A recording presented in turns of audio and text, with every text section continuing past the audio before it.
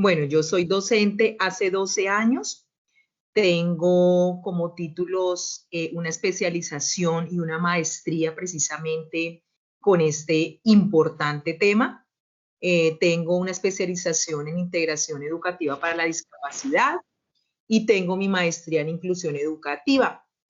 Eh, Lamentablemente, lo digo así, mi experiencia no ha sido grande. Trabajo con el sector público, pero no he tenido la oportunidad de trabajar con este tipo de población.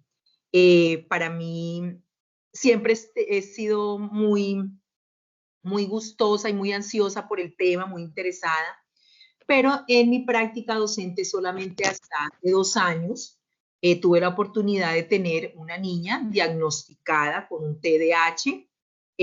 Fue mi primera oportunidad pues con este tipo de población y pues no como para acentuarla tal como discapacidad, ¿no? Pero solamente tuve la oportunidad de trabajar hace 2 años con una chica y no he tenido más experiencia pues con este tipo de población. ¿Y tú nos puedes contar un poquito cómo fue trabajar con esta niña? Bueno, la verdad es que lo primero que las instituciones públicas exigen en el momento de la matrícula es que si el niño o niña que va a estudiar, va a ingresar al sector educativo, tiene precisamente alguna discapacidad, se pide mediante un formato que se diligencie muy bien si es discapacidad motora, si es discapacidad cognitiva. Entonces, esta niña, cuando supe que estaba matriculada, tuve que directamente pues llegar hacia sus documentos, revisar muy juiciosa todo lo que era el diagnóstico, porque como lo acabé de decir, la niña venía diagnosticada, hablar primeramente pues con sus papás. Afortunadamente la niña había tenido desde el principio una atención médica, un equipo interdisciplinario allí, valoraciones con psicólogo, con psiquiatra, con neurólogo, o sea, el paquete de la niña en el diagnóstico era muy completo. Venían las recomendaciones para el docente que fuera a estar frente a la niña. Entonces lo primero que hice fue conversar con los papás, citarlos, leer todo el diagnóstico, apoyarme en esas recomendaciones que se me hacían como docente y atenderlas para el trabajo con ella. El trabajo fue espectacular porque para mí esa experiencia después de 12 años de trabajo fue única. La niña respondió satisfactoriamente a todos los desempeños, competencias que debía alcanzar y que pues tienen que ver con las competencias educativas establecidas para el año que hacía. Entonces fue muy enriquecedor, no solo para mí como docente, para ella como estudiante, sino para todos los compañeros. El déficit de atención y de hiperactividad hace pues que cualquier persona donde llegue llame la atención precisamente por toda la actividad y la energía que se maneja. Entonces, para todos fue un aprendizaje, fue un crecer, fue un intercambio de cosas muy bonitas. Entonces, pienso que esa experiencia fue hermosa, hermosa, y que los resultados fueron muy satisfactorios a nivel de todas las dimensiones, cognitiva, social, en todo pudimos hacer un trabajo muy bonito y sentir que el proceso de inclusión y de que a la niña se le abrieran las puertas y pudiera estar sintiéndose una más, se pudiera dar y pudiéramos creer en lo que tenemos que apostar hoy en día los docentes y es en una educación inclusiva que no rezague, que no discrimine, que no excluya a nadie. Maestros somos muy resistentes y tenemos una posición de resistencia frente a este reto porque no sentimos que en la academia nos hayan preparado para esto. Y bien es cierto porque la verdad en la formación que recibimos no sentimos de pronto como ese enfoque o esas orientaciones y ese estudio que se deben dar a las diferentes discapacidades, a los diferentes trastornos que existen, entonces nos sentimos desarmados. Y este mismo desarme hace que nosotros creemos una coraza, una resistencia frente a poderle decir a todos los niños, hombre, podemos recibirlos, estamos aquí capacitados para ustedes. Entonces, pienso que un poquito, a pesar de que yo tengo mi formación en este ámbito, me senté mucho a leer sobre el tema, buscar estrategias, porque obviamente uno siente que necesita esa información, así ya la haya adquirido en la parte de post, después del grado.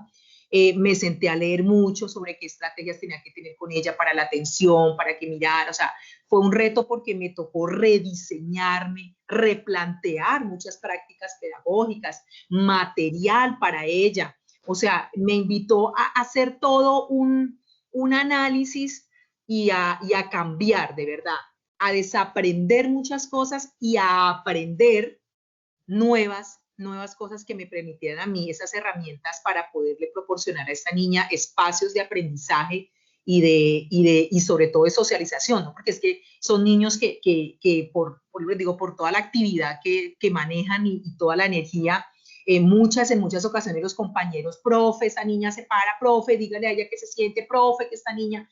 Entonces, yo buscaba mucho como en la parte de investigación, de lecturas, de autores, de leer mucho como qué debía hacer para tenerla muy ocupadita, para darle tareas donde ella se sintiera muy líder y donde los chicos no la rezagaran y la señalaran mucho porque era bastante inquieta. Entonces, para mí fue un reto porque me invitó a eso, a capacitarme, a leer, a interesarme más por este tema que me ha gustado y a de verdad direccionar nuevas prácticas, unas prácticas bien direccionadas para el trabajo con esta niña. Pero les digo, nosotros los docentes nos sentimos sin las herramientas porque en nuestra formación no las obtuvimos y en nuestras prácticas nosotros siempre queremos tener un grupo homogéneo, un grupo que no nos implique grandes esfuerzos, y además porque es que hasta hace pocos años la educación para estos chicos era especial. Hoy en día las instituciones públicas no podemos decirle a un niño usted es especial, tiene que irse a un aula especial porque la política pública ya no lo establece así y porque los niños todos tienen derecho a estar en un aula regular independientemente de cuál sea su discapacidad. Sobre Las instituciones educativas están regidas por el decreto 1421, que es el decreto de inclusión. Este decreto viene directamente del Ministerio de Educación Nacional. Las instituciones tienen bajo este decreto que darle, como acabo de decir, la bienvenida, el espacio a todo aquel estudiante que quiera llegar y recibir el servicio educativo. Obviamente bajo este decreto se amparan unos beneficios y hay unas condiciones para que todo esto al niño le permita estar en condiciones normales, donde no sea integrado, sino incluido. Entonces ellos tienen que tener las instituciones tienen que tener una planta física que para, por ejemplo, el caso de discapacidad motora tenga rampas, los espacios de los baños, por ejemplo, inodoros especiales para aquellos que no tengan movilidad. Tenemos que estar dotados de herramientas tecnológicas, de material didáctico. Entonces, este decreto 1421 del 17 de agosto del 2017 le da a las instituciones viabilidad para que puedan tener todas las condiciones físicas y en cuanto a las herramientas didácticas para que el docente pueda atender esta población. Es obligación de las instituciones educativas bajo este decreto poder acondicionar, adaptar y tener una estructura física para brindar el servicio a estos chicos. Otro aspecto a resaltar del decreto 1421, que es el decreto que habla sobre la educación inclusiva, es el PIAR. El PIAR es el Plan Individual de Ajustes Razonables que, llegado a las instituciones, nos obliga a los docentes a tomar a ese estudiante y ver sus particularidades, sus potencialidades y a trabajar sobre ellas.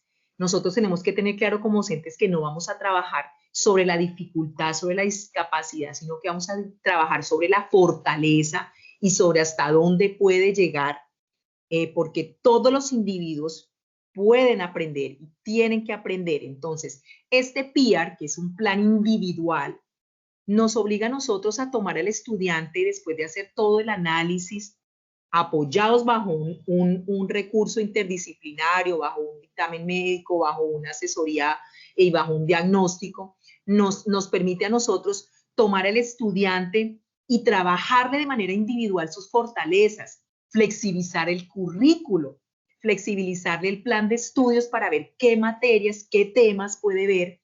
Entonces, este decreto con este PIAR, que es uno de los importantes aportes que nos dan los docentes, nos permite hacerle ese plan donde se ajusta de manera razonable, teniendo en cuenta hasta dónde el niño puede llegar. ¿Qué voy a hacer yo con mis actividades pedagógicas? ¿Qué voy a hacer yo con mi material? ¿Hasta dónde voy a llegar?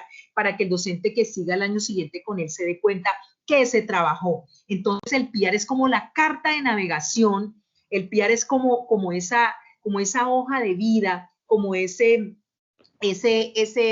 polo a tierra que me va a señalar todo el rumbo y la ruta que yo voy a seguir con este niño.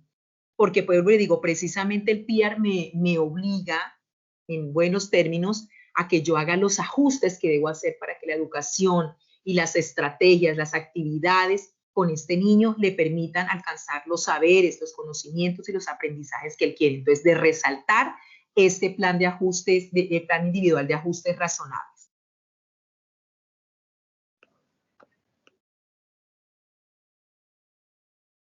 La educación inclusiva es una construcción social que ha venido tomando fuerza en los últimos años, porque estamos entendiendo o hemos entendido por fin de que todas las personas tienen derecho a la educación. La educación es inherente al ser humano, es un derecho fundamental que está legalmente constituido, está en la Constitución. Entonces, la educación inclusiva nos invita a eso, a construir un tejido social donde todos los niños puedan aprender, independientemente de sus particularidades, pero entendiéndolas como eso, como particularidades especiales. Entonces, pienso que la educación inclusiva en estos momentos es el mecanismo y las puertas más grandes que pueden encontrar todas las personas que quieran no solamente sentirse en el sector educativo incluido, sino en todo lo social. Entonces pienso que es muy importante y pienso, como les acabo de decir, del decreto 1421, donde establece que se debe tener un modelo educativo, un DUA, que es el diseño universal de aprendizaje, porque tenemos que entender que cada individuo tiene unas necesidades particulares, pero también tiene unas potencialidades y que con estos niños nada está escrito, o sea, ningún diagnóstico es determinante para tú decir es que él no va a llegar sino hasta aquí o no va a llegar sino hasta allá, o sea, y que hay que trabajar todas sus áreas, todas las dimensiones que tiene el ser humano para que estas prácticas inclusivas puedan ser una realidad y puedan hacer sentir a todos los seres humanos que son parte y que no están en ninguna manera excluidas de algo tan importante que es la educación y todo lo que ella genera, ¿no? Porque en la educación viene todo lo que es el desarrollo social, vienen todas las competencias y las habilidades que necesitamos tener para ser íntegros. Entonces, pienso que cada día va tomando mayor fuerza la educación inclusiva y que los docentes, que somos los que estamos frente al reto de la educación, tenemos que abrirnos las posibilidades y rediseñarnos, replantearnos, tomar nuevas estrategias, pero estar muy abiertos a este cambio. La actitud de nosotros es muy importante para darle paso a la educación inclusiva, pero no podemos desconocerla ni podemos más decir, no, es que la educación inclusiva es para el especialista, para el educador que tenga su aula especial, para el instituto donde lleven el niño por esto y lo otro, no. O sea, tenemos ese reto grande y si somos verdaderos maestros, si tenemos esa vocación, tenemos que entender que el primero que tiene que prepararse y tener una actitud de cambio para abrirle los brazos a toda esta población es el docente y que estamos preparados porque somos formadores y podemos hacerlo. Entonces el reto es muy grande, pero es muy bonito.